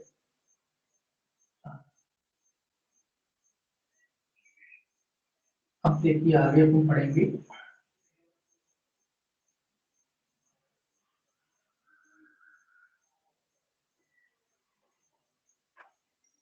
सेक्शन 31। 31 क्या कहता है, देखिए सेक्शन 31 कहता है अनुज्ञप्ति आदि को रद्द या निलंबित करने की शक्ति कौन रद्द कर सकता है। जो लाइसेंस दिया गया है आपको वो कौन निरस्त कर सकता है, निरस्त, कैंसिल, निरस्त मतलब ये कैंसिल कौन कर सकता है, किसको शक्ति है अनुज्ञप्ति को निरस्त करने की। ये देखिए, ये कहता है ऐसे निबंधनों के अधीन रहते हुए जैसे कि राज्य सरकार विहित करे, इस अधिनियम के अधीन कोई भी अनुज्ञप्ति अनुज्ञा पत्र या पास मंजूर करने वाला प्राधिकारी उसे रद्द या निलंबित कर सके। तो कौन अनुज्ञप्ति रद्द कर सकेगा, जैसी शर्तें सरकार ने बनाई हैं, जैसे दिशा निर्देश सरकार ने उन अधिकारियों को दी है, उन दिशा निर्देशों के अधीन रहते हुए कौन मना अनुज्ञप्ति निरस्त कर सकता है, अनुज्ञप्ति देने वाला। पहला तो ये कह रहा है कि जिसने अनुज्ञप्ति प्रदान की है वो व्यक्ति क्या कर सकता है, उसको निरस्त कर सकता है। जिस व्यक्ति ने भी दी हो, जिस अधिकारी ने भी दी हो, वो क्या कर सकता है, उस अनुज्ञप्ति को समाप्त कर सकता है, उसको निरस्त कर सकता है। अब इसमें देखिए पहला ए कहता है, तो यार ये तो सिंपल बात हो गई, अनुज्ञप्ति कौन निरस्त करेगा, जो देता है वही उसको निरस्त करेगा, है ना। जो भी जिसने भी दी हो, आबकारी आयुक्त ने भी दी है तो आबकारी आयुक्त करेगा, आबकारी की या कलेक्टर ने दी होगी तो कलेक्टर कर देगा, यदि मान लीजिए किसी अन्य आबकारी अधिकारी ने दी तो वो कर देगा, जिसने दी है वो उसको क्या कर सकता है, निरस्त या समाप्त कर सकता है। और दूसरा देखिए क्या कहता है, यदि उसके धारक द्वारा दे किसी भी शुल्क या फीस का संदाय ना किया जाए, तो ये कहता है कि कब कर सकता है, जब आपका जो फीस है, जो भी अनुज्ञप्तिधारी है फीस या शुल्क का संदाय नहीं करता। ये वो आधार है कि किन आधारों पे आपकी अनुज्ञप्ति निरस्त की जाए। जो आबकारी, जो अनुज्ञप्तिधारी व्यक्ति है, जो लाइसेंस होल्डर व्यक्ति है, वो कोई फीस चूती नहीं देता है या कोई शुल्क सा वो नहीं देता है, तो उसकी अनुज्ञप्ति क्या करनी की जा सकती, निरस्त की जा सकती, समाप्त की जा सकती। दूसरा, यदि उसके धारक द्वारा उसके सेवकों में से किसी के भी द्वारा या उसकी अभिव्यक्त या विवक्षित अनुज्ञा से उसकी ओर से कार्य करने वाले किसी भी व्यक्ति द्वारा उसके निर्बंधनों या शर्तों में से किसी का कोई भंग होने की दशा। ये कह रहा है कि उसकी ओर से जो व्यक्ति काम करते हैं, किसकी ओर से, अनुज्ञप्तिधारी की ओर से, जो उसके क्या कहते हैं सेवक, जो सेवक होते हैं, जो उनकी तरफ से काम करते हैं, उनकी तरफ से क्या किया गया है, किसी शर्तों का उल्लंघन किया गया है, चाहे उसकी अभिव्यक्त सहमति रही हो, चाहे विवक्षित सहमति रही हो, तो उस आधार पर भी क्या किया जा सकता है, अनुज्ञप्ति को निरस्त किया जा सकता है। जो आपके सेवक वगैरह थे, जो आपने नियुक्त कर रखे, जो आपके मैनेजर वगैरह, जो भी आपने नियुक्त कर रखे व्यक्ति, उन्होंने अगर सेवा शर्तों का उल्लंघन किया है, जो शर्तें बताई गई थी उन शर्तों का उल्लंघन किया है, जो सरकार ने शर्तें निश्चित की गई थी उनका उल्लंघन किया है, चाहे आपकी अभिव्यक्त सहमति रही हो, चाहे आपकी विवक्षित सहमति रही हो, तो उन शर्तों की का अगर उल्लंघन किया तो उस आधार पर भी क्या किया जा सकता है, आपकी अनुज्ञप्ति को निरस्त किया जा सकता है। तीसरा देखिए क्या कहता है, तीसरा कहता है यदि उसका भारसाधक या उसके सेवकों में से कोई भी सेवक या उसकी अभिव्यक्त विवक्षित अनुज्ञा से उसकी ओर से कार्य करने वाला कोई भी व्यक्ति इस अधिनियम के या राजस्व से संबंधित तत्समय प्रबद्ध किसी भी अन्य विधि के अधीन या डेंजर्ड ड्रग्स एक्ट 1930 के अधीन या इंडियन मर्चेंटाइल मार्क एक्ट 1889 के अधीन या किसी भी ऐसी धारा के अधीन जो इस अधिनियम की धारा 3 द्वारा भारतीय दंड संहिता में पुनः स्थापित की गई किसी भी धारा के अधीन सिद्ध दोष ठहराया जाता है। ये एक्ट बता रहा है कि जो भी है डेंजरस ड्रग्स एक्ट है, ये हालांकि कोई आपको याद नहीं रखनी है, डेंजरस ड्रग्स एक्ट जो है 1930। तो इसके अलावा आपका दूसरा एक्ट है मर्चेंटाइल एक्ट 1889। ये कह रहा है कि इनके अधीन अगर कोई आपका जो सेवक वगैरह है, उसका कोई धारक वगैरह है, वो आईपीसी के तहत क्या हो गया है, दोषी करार दिया गया, दोषी पाया गया। डेंजरस एक्ट में क्या है, डेंजरस ड्रग्स एक्ट मतलब खतरनाक दवाइयां वगैरह जो की कुछ गंभीर किस्म की होती है उनके बारे में बात कर रहा है कि अगर आईपीसी के तहत आप दोषी हैं, मतलब ये एक्टों के तहत जो आपने अपराध किए और आपको आईपीसी के तहत दोषी पाया गया, आपको सजा मिली है, तो भी आपका क्या हो जाएगा, आपका अनुज्ञप्ति क्या कर दी जाएगी, निरस्त कर दी जाएगी। तो इन आधारों पर क्या कर सकते हैं, आपकी अनुज्ञप्ति को निरस्त किया जा सकता है। अगला है, मतलब आप कुल मिला के याद रखो कि आईपीसी के तहत दोषी थे आप, वो पहले से जो डेंजरस एक्ट है या मर्चेंटाइल एक्ट है उसके तहत आप दोषी रहे हैं। डेंजर एक्ट में कुछ गंभीर किस्म के जो ड्रग्स होते हैं उनके बारे में है, तो उनके बारे में अपराध कैसे इस्तेमाल करता है। मर्चेंटाइल का मतलब होता है जो आग एक जगह से दूसरे स्थान पर मार ले जाते हैं ना, मर्चेंटाइल उसके बारे में है वो है ना, एक जगह से दूसरे स्थान पर ले जाते हैं तो उसको मर्चेंटाइल वाला है, तो उसका उल्लंघन किया है आपने, है ना, और उसके लिए आप दोषी भी पाए गए हैं, तो फिर आप आईपीसी के तहत क्या माने जाएंगे, दोषी माने जाएंगे, और फिर आपका जो लाइसेंस है वो क्या किया जा सकता है, निरस्त किया जा सकता है। तो फीस का शुल्क नहीं देते, फीस नहीं देते या शुल्क का भुगतान नहीं करते, या सेवक वगैरह है और शर्तों का उल्लंघन करते हैं, या इन एक्टों के तहत आप दोषी पाए जाते हैं, तो आपका लाइसेंस क्या किया जा सकता है, निरस्त किया जा सकता है। अब देखिए क्या कहता है अगला जी, यदि उसका धारक किसी प्रसंगे तथा अजामती अपराध का सिद्ध दोष ठहराया गया, प्रसंगे मतलब संज्ञेय की बात कर रहा है कि अगर कोई संज्ञेय अपराध और उसका धारक जो लाइसेंस धारक है, जो अनुज्ञप्ति धारक है, उसको ही दंडित किया गया है किसी संज्ञेय अपराध के बारे में या और अजामती अपराध के बारे में। अगर संज्ञेय और अजामती, प्रसंगे मतलब संज्ञेय संज्ञेय कह रहा है, तो संज्ञेय और अजामती अपराध के बारे में किसी के कौन से, जो अनुज्ञप्ति धारक खुद, जिसके नाम अनुज्ञप्ति वो खुद अगर किसी अपराध का दोषी पाया जाता है, वो अपराध कैसा संज्ञेय है और अजामती, तो भी उसकी अनुज्ञप्ति क्या की जाएगी, निरस्त की जाएगी।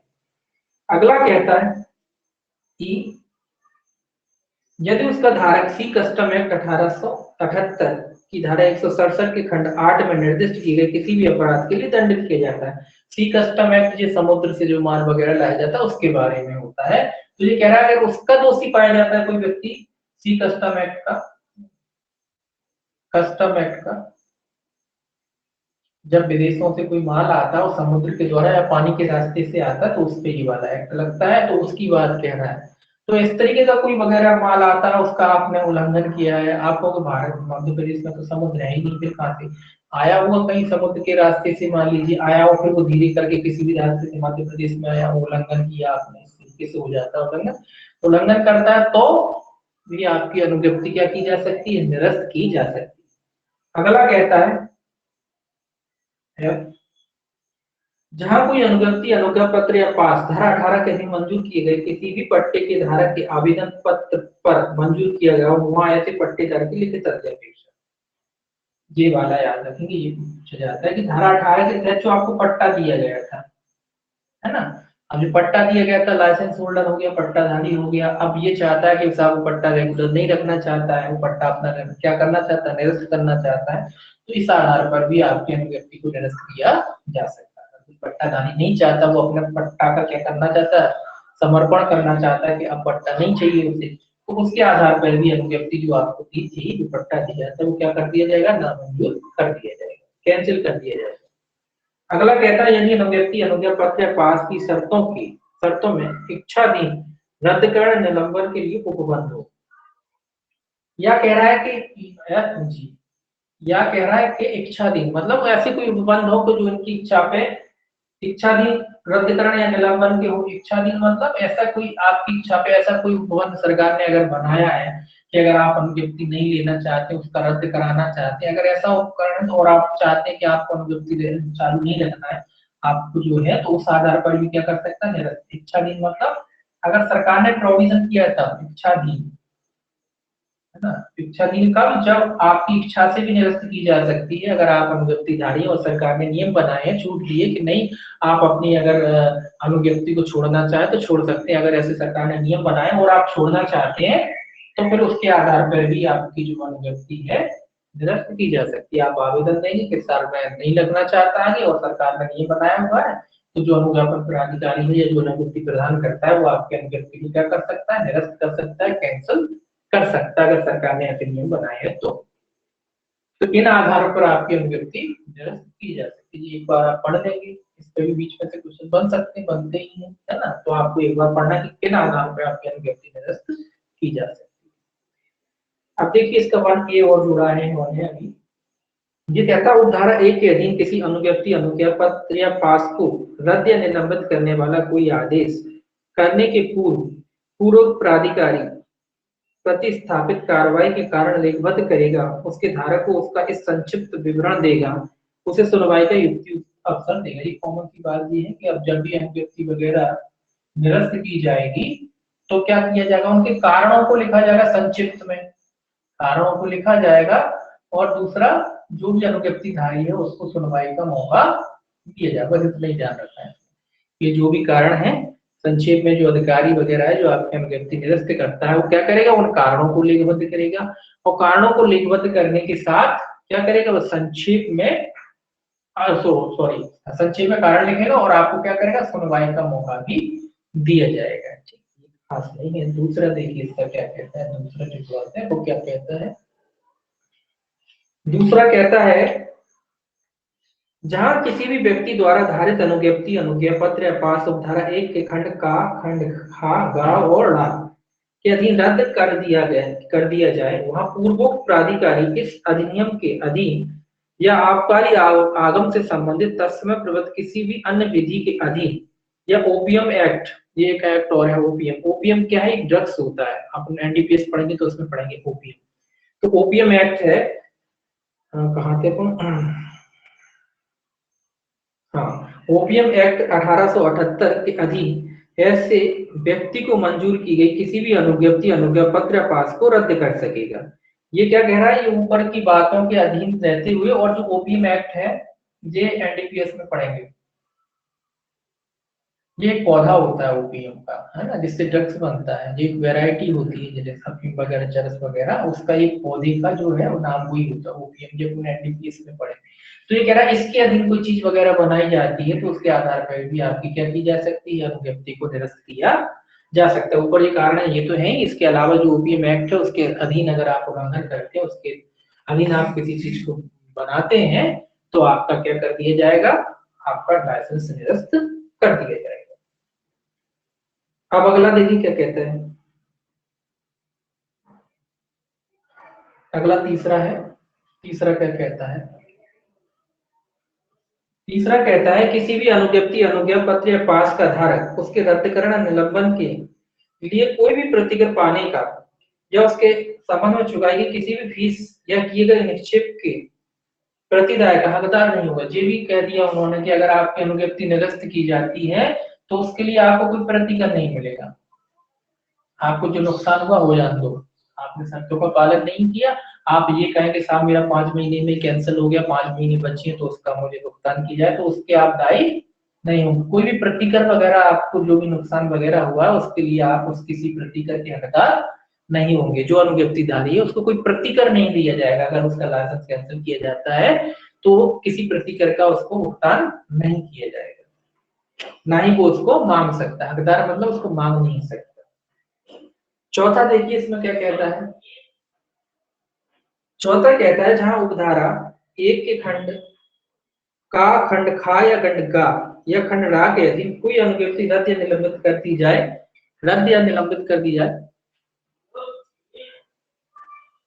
का उस बाकी कालावधि के लिए जिसके लिए कि ऐसी अनुज्ञप्ति उसके इस प्रकार रद्द या निलंबित न किए जाने की दशा में चालू रहती देय फीस भूतपूर्व अनुज्ञप्तिधारी से आबकारी आगम के रूप में वसूल की जा सकेगी। एक मिनट, चौथा क्या कह रहे थे, दोबारा देखते हैं इसे। जहां उपधारा एक के खंड का खंड खा खंड गा या खंड ड़ा के अधीन कोई अनुज्ञप्ति रद्द या निलंबित कर दी जाती है, ये ऊपर ये लिखा है का खा के अधीन, का है, दूसरा क्या है, खा है, ये गा है, और ड़ा और के अधीन अनुज्ञप्ति रद्द या निलंबित कर दी जाए। वहां पहला कहता है एक उस बाकी कालावधि के लिए जिसके लिए कि ऐसी अनुज्ञप्ति उसके इस प्रकार रद्द या निलंबित ना किए जाने की दशा में चालू रहती देय फीस भूतपूर्व अनुज्ञप्तिधारी से आबकारी आगम के रूप में वसूल की जाए। अरे वही बात कह रहा है जो मैंने आपसे पहले बताया था ना, कि जो भी आपकी जो अनुज्ञप्तिधारी है, जो लाइसेंस है जिसके नाम से, अब उसकी अनुज्ञप्ति के ना आधारों पर ड़ा को क्या बोलते हैं इंग्लिश में, ई। हाँ, तो ये ई है। तो इन आधारों पर क्या है, आपकी अनुज्ञप्ति क्या है, निरस्त कर दी गई है। अब अनुज्ञप्ति निरस्त कर दी गई है तो जो भी अवधि बची हुई है उसके लिए क्या वसूला जाएगा, इससे अनुज्ञप्तिधारी से शुल्क वसूला जाएगा।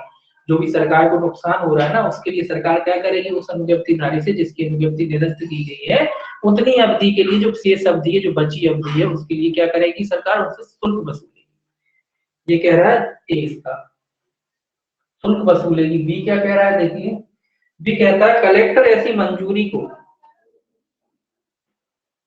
अपने प्रबंधन में ले सकेगा या भूतपूर्व अनुज्ञप्तिधारी की जोखिम और हानि पर उसका पूर्व पुनर्विक्रय कर सकेगा, किंतु ऐसे प्रबंधन या पुनर्विक्रय से प्राप्त किए गए किसी लाभ का जो ऐसी कालावधि के लिए खंड का के अधीन वसूल की गई रकम से अधिक ना हो, भूतपूर्व अनुज्ञप्तिधारी को संदाय कर दिया जाएगा। अब ये क्या कह रहा है कि मान लीजिए आपने दुकान 5 महीने में बंद कर दी थी, 12 महीने के लिए मान लीजिए लाइसेंस होता है, या मान लीजिए 6 महीने में ही आपने बंद करी, जब 6 माह बचे हैं, ठीक है ना, 6 महीने बचे हैं, तो जो आपका माल पड़ा हुआ है वो कौन के अंडर में आ जाएगा, कलेक्टर।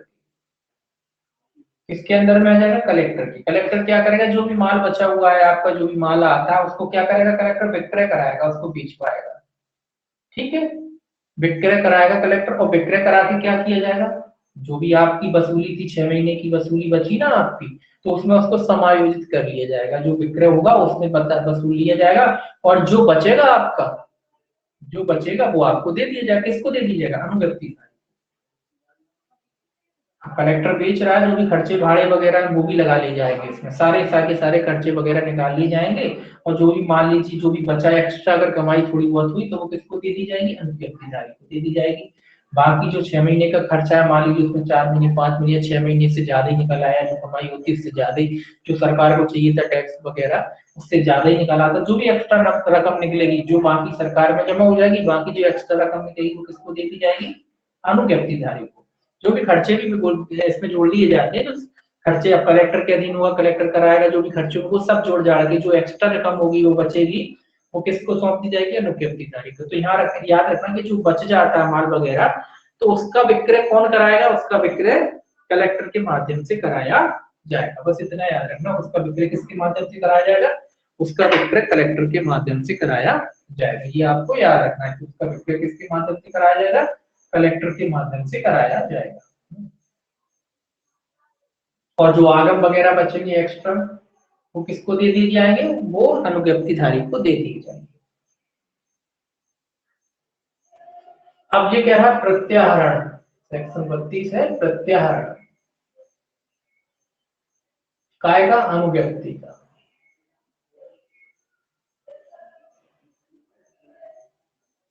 बत्तीस और 33 दोनों याद रखना है। 33 में है अभ्यर्पण, सरेंडर है, तो ये है प्रत्याहरण। दोनों में देखिए क्या अंतर है।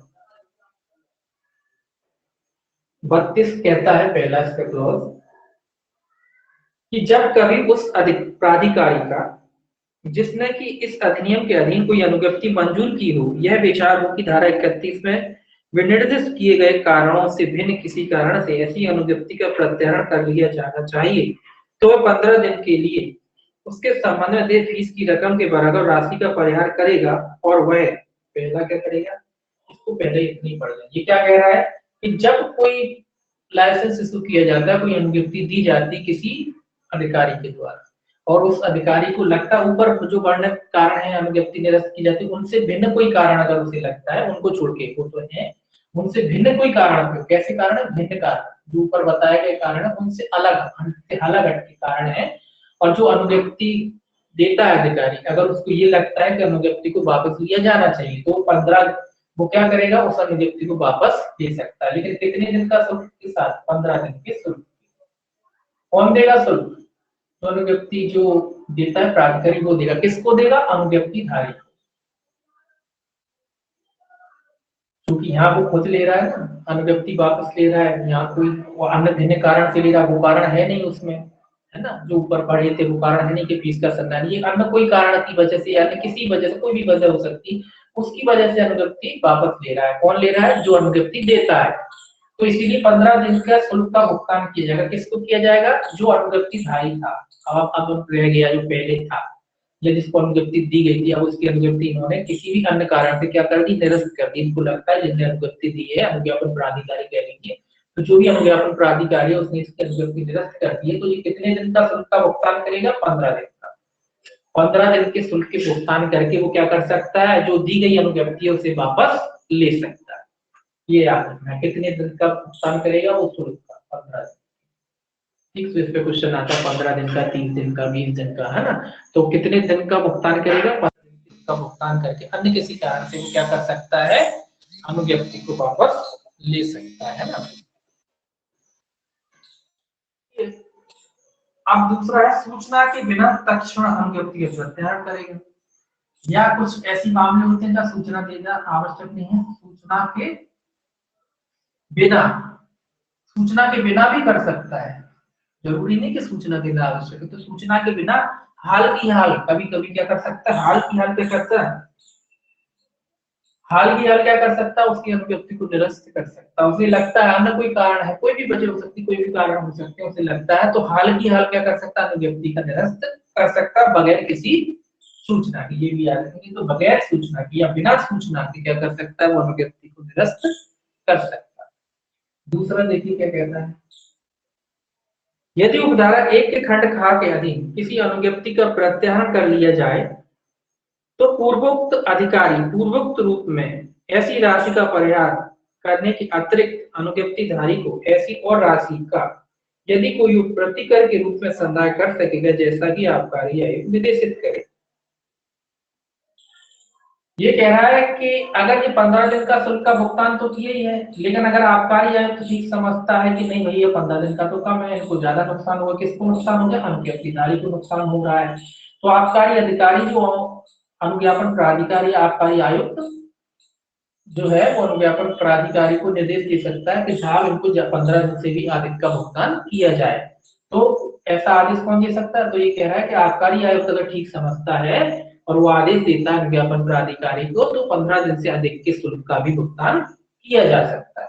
जब सीधी सी बात, अगर किसी को नुकसान होता है वो क्या करता है, वो ऑब्जेक्शन उठाता है, आबकारी आयुक्त के पास जाता है, आबकारी आयुक्त उसकी बातों से संतुष्ट हो जाता है, उसे लगता है कि नहीं भाई 15 दिन से अधिक का इनको देना चाहिए, क्योंकि इसमें इसकी कोई गलती नहीं है ना, इसीलिए शुल्क क्यों दे रहे हैं, क्योंकि इनकी गलती नहीं, ये जो कारण थे उनमें कारणों में आ नहीं रहा है, ये तो केवल आप जो अनुज्ञापन प्राधिकारी है वो अपनी मर्जी से कोई भी अन्य कारण जो है उसको ठीक लग रहे हैं उसके आधार पर मना कर रहा है, तो यहाँ इसकी तो कोई गलती नहीं, तो जब गलती नहीं तो बेचारे को शुल्क का तो भुगतान करना पड़ेगा ना, तो एक नियम जिस 15 दिन का तो देना ही देना है, और अगर उसके अलावा भी अगर अनुज्ञापन आबकारी आपको ठीक लगता है तो 15 दिन से अधिक की भी शुल्क का क्या कर सकता है, भुगतान करने का आदेश दे सकता है, किसको दे सकता है, अनुज्ञापन प्राधिकारी। तीसरा देखिए क्या कहता है इसका, जबकि उपधारा 1 के अधीन किसी अनुज्ञप्ति का प्रत्याहार कर लिया गया हो, तो उसके संबंध में अनुज्ञप्तिधारी द्वारा अग्रिम में चुकाई गई किसी फीस का या किए गए निक्षेप का सरकार को शुद्ध रकम यदि कोई काट लेने के पश्चात उसे प्रतिदाय कर दिया जाएगा। ये कह रहा है कि जब आप लाइसेंस लेते हैं तो कोई रकम वगैरह होती है जो आपसे भरवाई जाती है ना, कोई रकम वगैरह आपने जमा की थी, कोई राशि वगैरह आपने जमा की थी, जब तो आपको लाइसेंस मिला है, तो राशि आपका जब इन आधारों पर अगर आपका क्या कर दिया जाता है, लाइसेंस का प्रत्याहार कर लिया जाता है, तो सरकार का जो खर्चा है वो काटने के बाद जो भी रकम बची है वो रकम किसको लौटा दी जाएगी? अनुज्ञप्ति धारी को। जो अनुज्ञप्ति धारी था जिसका अनुज्ञप्ति निरस्त की गई है, ऐसे व्यक्ति को जो शेष रकम बची है वो हटा दी। मान लीजिए जहां के अनुज्ञप्ति लिए इन्होंने 1,00,000 रुपए का राशि जमा की थी, उसमें से मान लीजिए 10,000 रुपए खर्चा हो गया सरकार का, तो जो सरकार का खर्चा वगैरह वो काट ली जाएंगे, 90,000 क्या कर दी जाएंगे? वापस कर दी जाएगी। जो आपसे वसूली क्या कहते हैं सुरक्षा के लिए, गारंटी के लिए जो राशि वगैरह जमा कराई जाती है वो, उसके बारे में कह रहा है, तो वो आपको क्या कर दी जाएगी? वापस कर दी जाएगी। कौन सी रकम? जो आपने पहले अनुज्ञप्ति लेने से पहले जमा की थी, क्योंकि अनुज्ञप्ति के लिए भी काय की जरूरत है, किसी रकम की जरूरत होगी ना, तो वो रकम में से सरकार अपना जो भी खर्चा हुआ उसको काटने के बाद, जो अगर सरकार को कोई शोध रकम होती है वो काटने के बाद आपको जो भी रकम बचेगी वो रकम आपको वापस कर दी जाएगी। अब देखिए इसका लास्ट सेक्शन है 33। ये काय से संबंधित है? सरेंडर से संबंधित है। अनुज्ञप्ति का अभ्यर्पण वहां कौन कर रहा था? वो प्रत्या वापस ली जा रही थी अनुज्ञप्ति, और ये क्या हो रहा है? ये आप खुद सरेंडर कर रहे हैं कि साहब आप अनुज्ञप्ति की आवश्यकता नहीं, अनुज्ञप्ति कैंसिल कराना चाहते हैं, सरेंडर करना चाहते हैं। आपने अनुज्ञप्ति ली, अब आप नहीं चला पा रहे हैं, आपको लगा कि नहीं हम तो अनुज्ञप्ति अपनी छोड़ना चाहते हैं, जो लाइसेंस था उसको छोड़ना चाहते हैं, वो वाली बात है। ये अनुज्ञप्ति धारी खुद कर रहा है। वहां वो अनुज्ञापन अनुज्ञप्ति जो अधिकारी था, जो देता है प्रदान करता, वो आपकी अनुज्ञप्ति ले रहा था, और यहाँ आप खुद दे रहे हो, सौंप रहे हो, तो भैया अब हमें नहीं चाहिए, वो वाली बात। पहला कहता है इसमें देखिए, पहला कहता है इस अधिनियम के अधीन मादक द्रव्य का विक्रय करने के लिए मंजूर की गई अनुज्ञप्ति का कोई भी धारक अनुज्ञप्ति का अभ्यर्पण करने के अपने आशय की 1 माह की लिखित सूचना का, जो उसके द्वारा कलेक्टर को दी गई हो, अवसान हो जाने पर और अनुज्ञप्ति के लिए उस शेष कालावधि के लिए जिसके लिए ऐसा अभ्यर्पण न किए जाने की दशा में वह चालू रहती, दे फीस का संदाय कर देने पर अनुज्ञप्ति अपनी अनुज्ञप्ति का अभ्यर्पण कर सकेगा। ये कह रहा है कि कोई भी व्यक्ति, आप है मान लीजिए कोई आप अनुज्ञप्ति धारी हैं, आपकी कोई शॉप है और आपको लगता है कि आपको अनुज्ञप्ति धारण नहीं करना है, आप उसका सरेंडर करना चाहते हैं, आप उसको सौंपना चाहते हैं, तो क्या कह रहा है? कितने माह की सूचना? 1 माह की सूचना पूरी। तो आपको इसके लिए कितनी सूचना देना पड़ेगी? 1 माह की सूचना देनी पड़ेगी। और किसको देनी पड़ेगी? कलेक्टर को देनी पड़ेगी। ये याद रखना, इसमें ये क्वेश्चन बनता है, 1 माह की सूचना, अभ्यर्पण की सूचना किसको देंगे? आप कलेक्टर को देंगे। कितने दिन पूर्व देंगे? 1 माह पूर्व। और क्या करेंगे? जितनी भी अवधि बची थी उसका शुल्क भी देना पड़ेगा साथ में, है ना? जो अवधि बची उसका साथ में शुल्क भी देना पड़ेगा। तो 1 माह पूर्व की सूचना देनी पड़ेगी। किसको देनी पड़ेगी? कलेक्टर को ही। कलेक्टर याद रखना है आपको, ये कलेक्टर याद रखना है, ये याद रखना है, साथ में ये भी याद रखना है, तीनों चीजें याद रखना है। तो 1 माह पूर्व की आप क्या देंगे? सूचना देंगे। किसको देंगे सूचना? कलेक्टर को देंगे। और उसके साथ में जो भी शुल्क है जो शेष अवधि के लिए बचा है, अगर दुकान खुली होता है तो वो शुल्क भी आपको जमा कराना पड़ेगा। उसके बाद आप क्या कर सकते हो? अपनी जो भी दुकान वगैरह है वो बंद कर सकते हो, है ना? परंतु क्या लिखा है? परंतु यदि आप कार्य या समाधान हो जाए कि अनुज्ञप्ति के अभ्यर्पण के लिए पर्याप्त कारण है, तो वह अभ्यर्पण पर इस प्रकार की राशि और उसकी किसी भी भाग का पर्याप्त उद्धार को कर सकेगा। अब ये क्या कह रहा है? आबकारी आयुक्त की शक्ति आ गई। आयुक्त है कौन सा? आबकारी। आबकारी आयुक्त को लगता है कि भाई आप जो दुकान बंद करना चाहते हैं या जो आप सरेंडर करना चाहते हैं लाइसेंस का अपने, और उसके लिए पर्याप्त आधार है। पर्याप्त क्या है? आधार है। आधार पर्याप्त आधार है। अगर आधार मौजूद है तो वो आपको इसको जमा करने से भी मुक्ति दे सकता है। कह सकता है कि इसको जमा करने की कोई आवश्यकता नहीं है, आप जो भी उचित कारण से आप क्या है सरेंडर कर रहे हैं, तो वो इस छूट दे सकता है। कौन छूट दे सकता है? ये भी याद रखना, आबकारी आयुक्त। आबकारी आयुक्त छूट से, जो शुल्क से आपको छूट दे सकता है, अगर उसको लगता है कि आप सिलेंडर पर्याप्त आधारों पे कर रहे हैं, पर्याप्त उसकी वजह है, तो सिलेंडर करने के लिए जो शुल्क दिया जाता है उससे छूट दे सकता है। और उसका दूसरा देखिए क्या कहता है। दूसरा देखिए ये कहता है धारा 18 के अधीन मंजूर की गई किसी भी अनुज्ञप्ति के मामले में धारा 1 लागू नहीं होगी। ये कह रहा है कि धारा 2 पट्टों की बात आ रही है, पट्टों वाले बातों में ये उपधारा 1 यानी ये वाली धारा लागू नहीं। पट्टों के मामले में ये धारा लागू नहीं होगी, पट्टों के लिए अलग है।